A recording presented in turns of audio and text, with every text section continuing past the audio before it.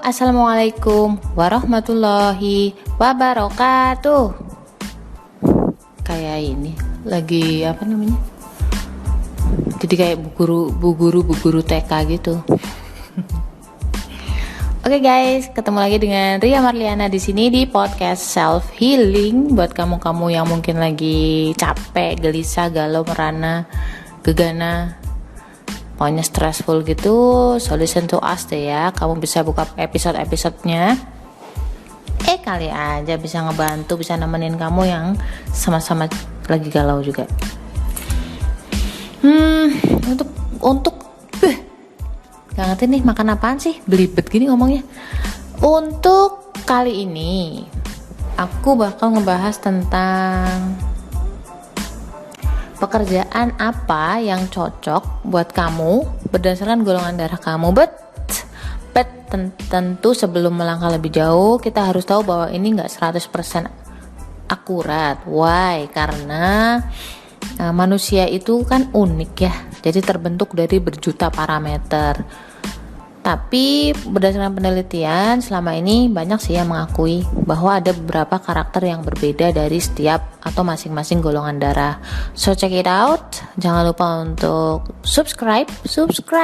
Jangan lupa untuk follow podcast aku ya. Dan juga kamu bisa follow juga IG aku di karakter cinta Golder atau juga Ria Marliana 87 di As FM juga ada. Kamu bisa cek juga di cek di linknya.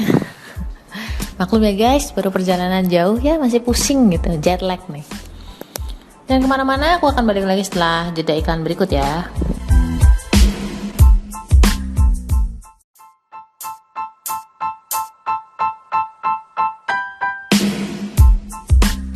So guys, balik lagi di Self Healing dengan Ria Marliana di sini. Sesuai dengan janji aku tadi, pekerjaan apa sih yang cocok buat kamu berdasarkan golongan darah. Sebelum melangkah lebih jauh, aku ingatkan lagi bahwa ini gak 100% benar. Lu gak boleh protes sama gua, karena memang manusia itu pada dasarnya parameternya banyak banget.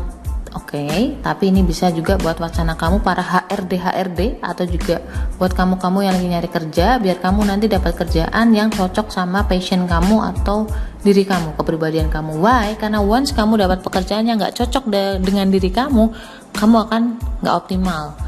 Malah sepanjang hayat bisa jadi lu ngeluh-ngeluh terus gitu kan. So langsung aja, yang pertama akan kita bahas adalah golongan darah O. Golongan darah apa anak-anak? Yap, golongan darah O. Nah ini dia golongan darah O ya. Pada rumusnya itu golongan darah O punya otak yang menurutku brilian banget, karena memang dia detail. Dan kamu tahu kan, sesuai dengan status aku di Instagram, bahwa orang detail itu menganggap semua detail atau semua hal-hal yang kecil itu penting. Ngerti? Yes, semua hal pritil-pritilan gitu penting buat dia. Karena penting itu dia menuntut hal kecil-kecil itu harus sesempurna mungkin di semua hal. So that's why banyak orang yang menganggap bahwa orang golongan darah O itu rempong. Apa anak-anak? Yap, rempong. Sekali lagi, rempong. So buat kamu yang mungkin bukan golongan darah O, yang maunya simple-simple aja, instan, skip dulu, nanti kita juga akan ngebahas tentang itu. Nah, golongan darah O itu karena dia detail, jadi dia cocok di pekerjaan atau job yang sifatnya detail juga gitu loh. Dan mungkin ada administrasi, operasional, manajer operasional, dan memang dia bertahan di hal-hal yang sifatnya rutin, berulang-ulang gitu. Dia tahan tuh input data, administrasi, udah belum sih tadi? Administrasi, terus yang suka ngoreksi itu apa namanya? Auditor, ya semacam itulah. Pokoknya yang detail-detail, pericil-pericil kayak gitu tuh, pericil-pericil tapi banyak gitu kan. Atau misalkan dia bisa juga jadi manajer restoran, dimana dia bisa mengurus banyak hal dan juga sangat detail ya, karena kan namanya manajer restoran itu urusannya banyak, dari toilet sampai bumbu, porsi bumbu, tisu di meja makan, aduh, oh my god. For me, untuk saya golongan darah B itu agak sedikit menyiksa ya. Jadi sudah tahu ya, untuk golongan darah O yang sifatnya detail, rutin, operasional apalah itu cocok buat kamu. Kamu mungkin nggak akan ngeluh-ngeluh di situ. Aku akan lanjut ke golongan darah B. Ini gue banget ya.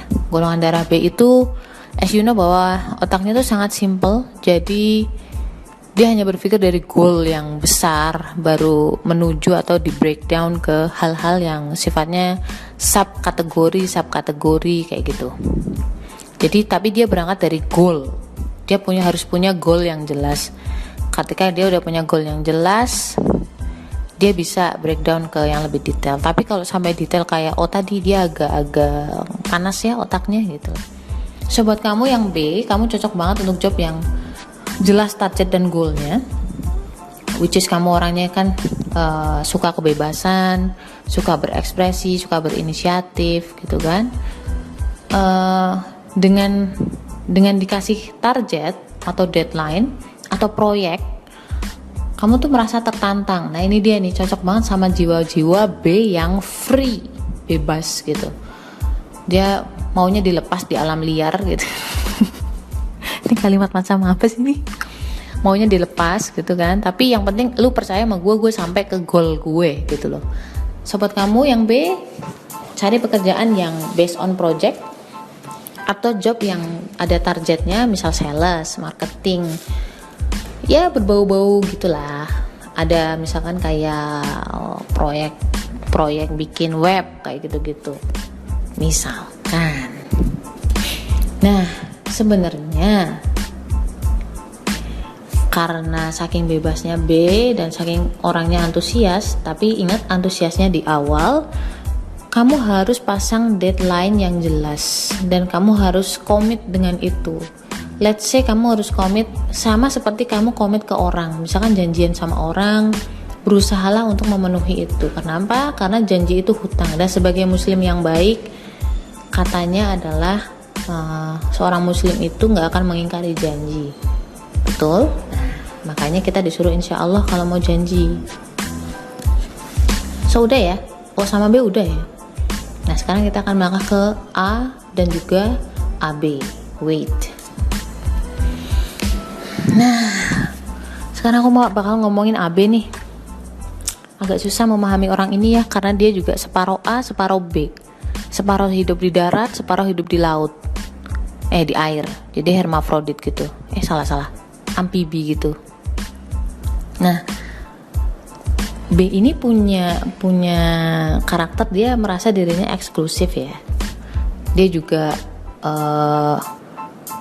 sebenarnya otaknya runut, tapi karena loncat-loncat jadinya kadang orang nggak paham, dia muter-muter gitu. Tapi omongannya kalau dia disuruh presentasi, orang bakal terkesima sebenarnya. Cuman poinnya jadi nggak jelas gitu loh, karena dia mewarisi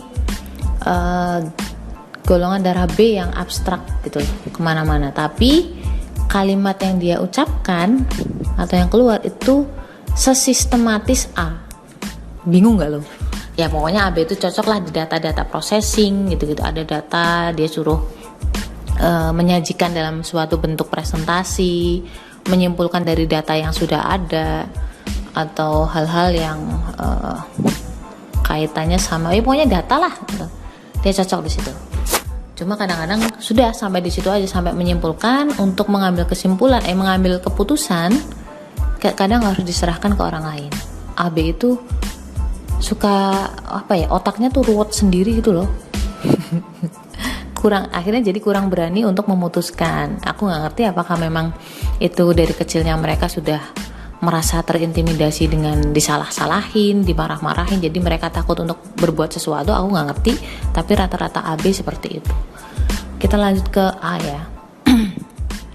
Nah, A itu anaknya idealis banget, dan dia sifatnya itu sistematis, jadi idealis, dan juga kalau menyampaikan sesuatu itu runut.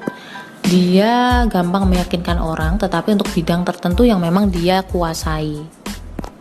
Ya, maka A itu cocok banget misalkan dia jadi analis, terus audit.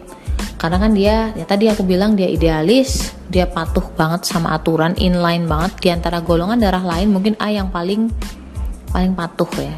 Anyway. Dan juga kalau misalkan engineer juga bagus juga, misalkan karena sudah ada rumus, dia akan taati rumus itu dan akan percayai rumus itu sepanjang hayat. Pokoknya nggak kayak B lah gitu loh. Kalau B kan tahu rumus, masa rumusnya ini, rumusnya salah nih gitu loh. Kalau A kan nggak, rumusnya begini, dia akan coba masukin based on rumus dan nggak akan kemana-mana, nggak akan keluar dari rumus.